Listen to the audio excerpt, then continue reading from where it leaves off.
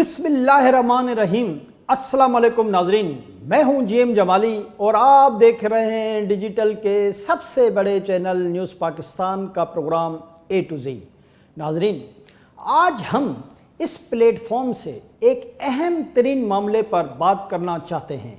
जिसका ताल्लुक न सिर्फ पाकिस्तान के मुस्तकबिल के हालात से है,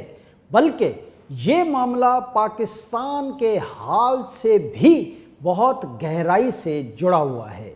नाजरीन, जब से अफ़गानिस्तान में तालिबान की हुकूमत कायम हुई है, तो उस वक्त से अब तक कई लाख अफ़गानी एक मरतबा फिर गैर कानूनी या कानूनी तौर पर पाकिस्तान में दाखिल हो चुके हैं और उन्होंने तालिबान हुकूमत से बचकर पाकिस्तान में पनाह ले रखी है। दिलचस्प बात यह है कि ये सिलसिला गुज़िश्ता कई माह से न सिर्फ जारी है, बल्कि अब अफ़गानियों की पाकिस्तान आमद की रफ्तार पहले से भी बहुत ज़्यादा तेज़ हो गई है। जी नाजरीन, पाकिस्तान आने वाले ये नए अफ़गानी वो हैं जो अफ़गानिस्तान में गुज़िश्ता हुकूमत के सपोर्टर थे या अमेरिका और यूरोप के मुख्तलिफ़ कंपनियों में काम करते थे। इसके अलावा पाकिस्तान में अफ़गानिस्तान से आने वाले अफ़गानियों का ताल्लुक ईरान की सरहद के करीब बसने वाले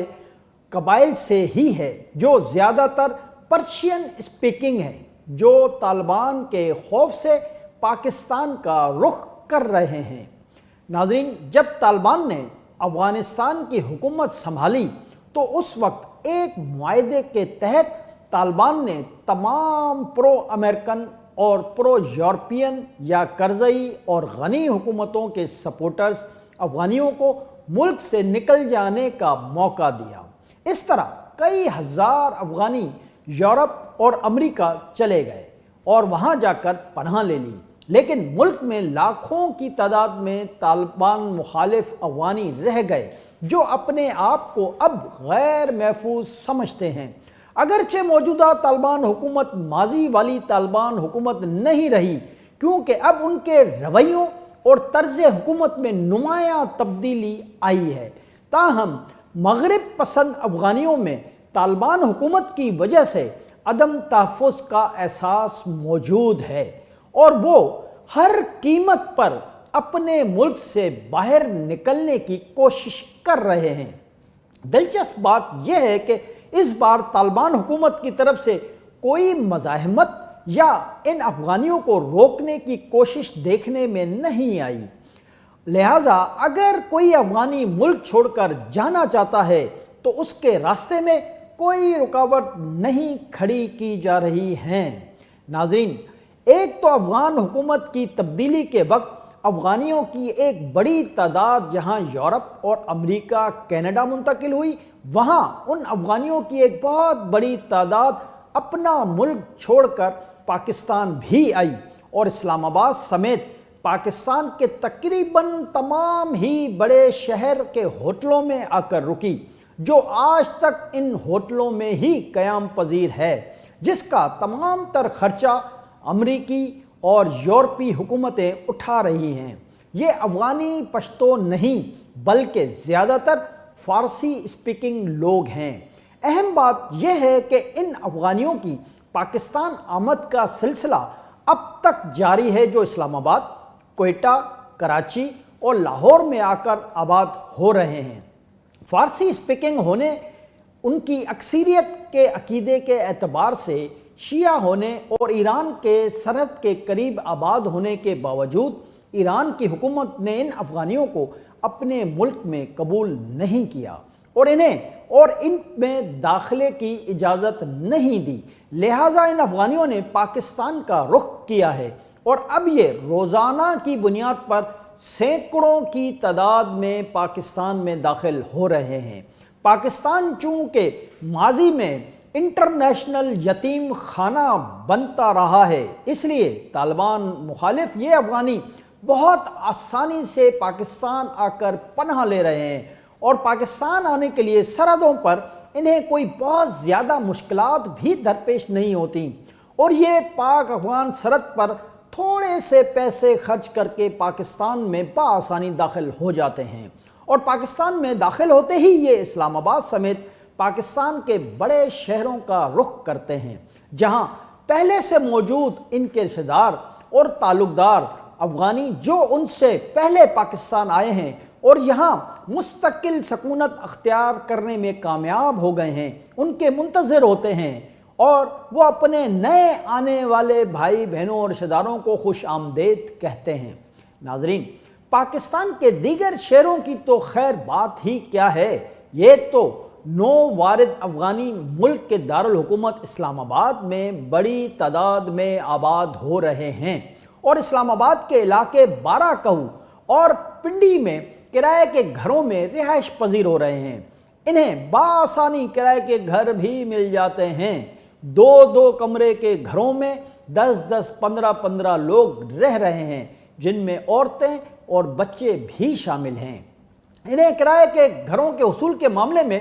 کسی رکاوٹ یا مشکل کا سامنا نہیں کرنا پڑتا ہے، کیونکہ یہ اسٹیٹ ایجنٹوں کو منہ مانگا کرایہ اور کمیشن دینے کو تیار ہو جاتے ہیں۔ لہذا نہ تو ان کے نئے کرایہ داروں کی کوئی پولیس انکوائری ہوتی ہے اور نہ ہی کسی پولیس اسٹیشن میں ان کی کوئی انٹری کرائی جاتی ہے۔ لہذا وہ یہاں غیر ملکیوں کی طرح نہیں بلکہ پاکستانیوں کی طرح ہی رہ رہے ہیں۔ جی ناظرین، گزشتہ چند ماہ میں یہ فارسی اسپیکنگ افغانی اتنی بڑی تعداد میں اسلام آباد میں آ گئے ہیں کہ انہوں نے جتھوں کی شکل اختیار کر لی ہے اور یہ مقامی لوگوں سے ذرا سی بات پر لڑتے جھگڑتے ہیں اور ان کو ہراساں بھی کرتے ہیں۔ چونکہ یہ نئے فارسی اسپیکنگ افغانی نہ تو اردو زبان سے واقف ہیں اور نہ ہی انہیں پشتو زبان آتی ہے، لہذا مقامی زبان نہ جاننے کی وجہ سے ان کے لیے آئے روز یہاں کے لوگوں سے چھوٹی موٹی باتوں پر جھگڑے معمول بن گئے ہیں اور یہ لوگ زیادہ بڑی تعداد میں اور جتھوں کی شکل میں ہونے کی وجہ سے اپنے مخالف کو دبانے میں کامیاب ہو جاتے ہیں۔ اس کی ایک بڑی وجہ یہ ہے کہ بارہ کہو میں زیادہ تر پاکستان کے مختلف شہروں سے آئے ہوئے وہ لوگ آباد ہیں جو کرائے کے گھروں میں رہتے ہیں اور ان میں زیادہ تر نوکری پیشہ لوگ ہیں، جس کی وجہ سے ان نئے افغانیوں کے جتھوں کا مقابلہ نہیں کر پاتے۔ اس کے علاوہ اس تعلق سے ایک اہم بات یہ بھی ہے کہ اسلام آباد کے اس علاقے یعنی بارہ کہو میں اب کرائے کے مکان بھی بہت مشکل ہی سے مل پا رہے ہیں اور ان افغانیوں کی وجہ سے یہاں کے گھروں کے کرایوں میں بھی بے پناہ اضافہ ہو گیا ہے اور اب یہاں کے گھروں کا کرایہ پاکستان کے دیگر شہروں سے آئے ہوئے پاکستانیوں کی رینج سے بھی باہر ہوتا جا رہا ہے۔ ناظرین، اسلام آباد اور پنڈی کے کچھ ہوٹل ایسے بھی ہیں کہ جہاں یہ افغانی کئی مہینوں سے رہ رہے ہیں اور کوئی پوچھنے والا نہیں، جبکہ کم و بیش یہی حال کراچی اور کوئٹہ میں بھی ہے، تاہم لاہور میں یہ زیادہ تعداد میں نہیں ہیں۔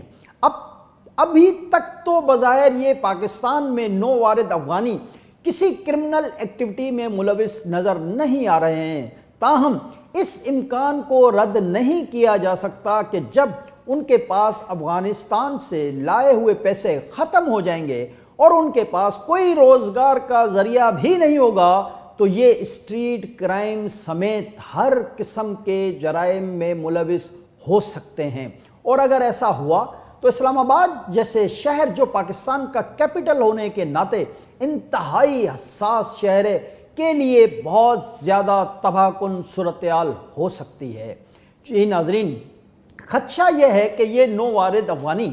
اس وقت تک افغانستان واپس نہیں جائیں گے جب تک وہاں طالبان کی حکومت ہے، اور فی الحال افغانستان میں طالبان کی حکومت ختم ہونے کا کوئی امکان نظر نہیں، لہٰذا 2-3 سال میں یہ فارسی اسپیکنگ افغانی پاکستان کے کھلے شہروں میں رہنے کے عادی ہو جائیں گے، اور پھر اگر چند سال بعد افغانستان میں طالبان رجیم تبدیل بھی ہو گئی تو یہ پاکستان میں مقیم نئے افغانی افغانستان کے غیر یقینی حالات کی وجہ سے واپس نہیں جائیں گے اور یہیں کے ہو کر رہ جائیں گے، کیونکہ انہوں نے اپنے بچوں کو اسلام آباد سمیت کراچی، کوئٹہ، پنڈی اور لاہور کے تعلیمی اداروں میں داخلے بھی دلوا دیے ہیں، اور کچھ عرصے بعد ان کے بچے یہاں کی آزاد فضا میں